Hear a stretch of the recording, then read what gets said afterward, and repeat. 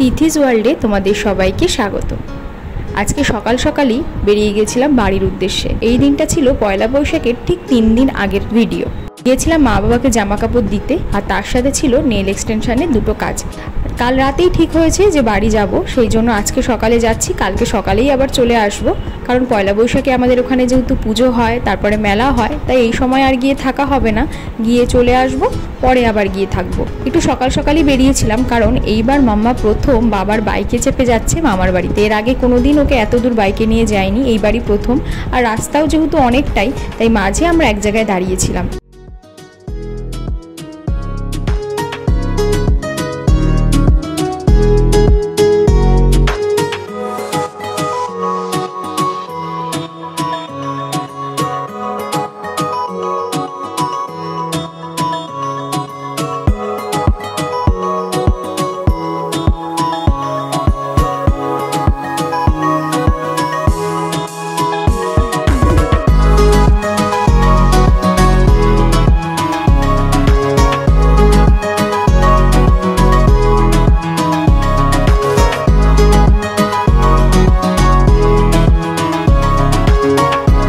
আর এসেই খেয়ে নিলাম সকালের খাবারটা। কালকে রাতে মা করেছিল চিংড়ির পোলাও, সেটা আমার জন্য আর ওর জন্য রেখে দিয়েছিল, সেইটা দিয়ে করলাম ব্রেকফাস্ট। আর বাবা আর মা মিষ্টি না খেলে কি হবে, আমরা আসছি শুনে রাতের বেলা বাবা করেছিল রসমালাই কম হয়ে গেছিল রাবড়ি। এত খেতে ভালো হয়েছিল, মনে হচ্ছিল আর একটু বেশি থাকলে মনে হয় সঙ্গে করে নিয়েই আসতাম। খাওয়া দাওয়া করলাম। ওইদিকে মা মাংস রান্না করছিল, মেয়ের জন্য মাংসটা রান্না করে রেখেছিল, তো ওকে স্নান করিয়ে আগে খাইয়ে দিলাম।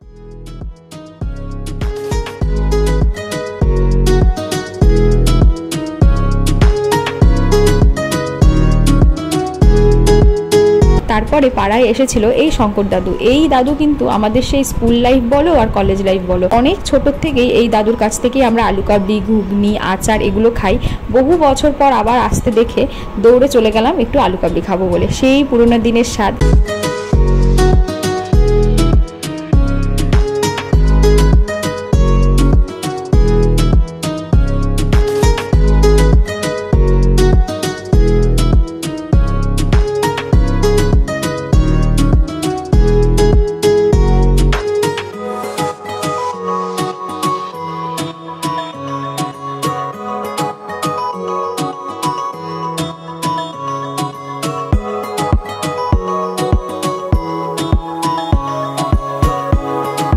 এরপরে দুপুরে তো অনেক কিছু রান্না করেছিল, পটল ভাজা, কুমড়ো ভাজা, মাছের মাথা দিয়ে বাঁধাকপি, পাট শাক, ডাল আর মাংস। তারপরে দুপুরের খাওয়া দাওয়া করে নেল এক্সটেনশন করতে বসেছিলাম। বৈশাখ মাস যেহেতু বিয়ের সিজন, তাই একজন তার বিয়ের জন্য নেল এক্সটেনশন করেছিল, আর তার সাথে এসেছিল তার বান্ধবী, সেও করেছিল। কেমন হয়েছে কাজ দুটো অবশ্যই কিন্তু জানাবে। বেশি দিন হয়নি আমি এই কাজটা শিখেছি, তবে একটু একটু করে আরো ভালো কাজ করার চেষ্টা করছি, তাই জন্য মাঝে মাঝে তোমাদের সাথেও শেয়ার করি।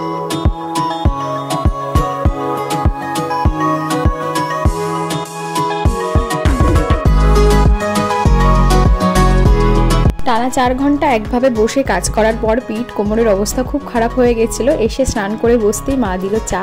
তারপরে জামা কাপড় দেওয়া নেওয়ার পাট চললো, মানে মা বাবার জন্য যেগুলো এনেছিলাম সেগুলো দিলাম। মা বাবা তো দিয়েছে, তার সাথে বাড়ির অন্যরাও মেয়েকে জামা দিয়েছিল, সেগুলো সব ব্যাগে ঢুকিয়ে ব্যাগপত্র গুছিয়ে রাখলাম, কারণ পরের দিন অনেক সকাল সকাল আবার বেরিয়ে যাব। এর মধ্যেই বাবা বাড়িতে এসে শুরু করে দিল ঘি বানানো।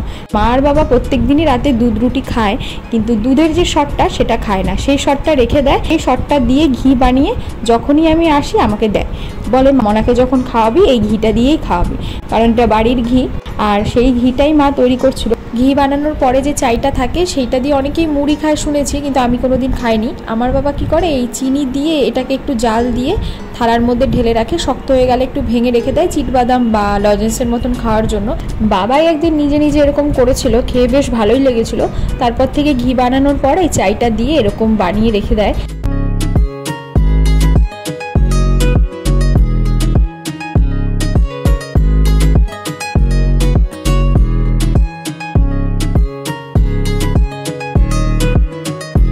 তারপরেই তাড়াতাড়ি খাওয়া দাওয়া সেরে শুয়ে পড়লাম। তো আজকে এই লম্বা দিনটা একটা ছোট্ট মিনি ব্লগের মাধ্যমে তোমাদের সাথে শেয়ার করলাম। কেমন লাগলো জানিও, ভালো লাগলে একটা লাইক করো, আর আমার চ্যানেলের ভিডিওগুলো যদি তোমাদের ভালো লেগে থাকে আমার চ্যানেলটাকেও সাবস্ক্রাইব করো। তাহলে চলো আজকের মতন টাটা, আবার পরের ভিডিওতে দেখা হচ্ছে। সবাই ভালো থেকো, সুস্থ থেকো। Thank you.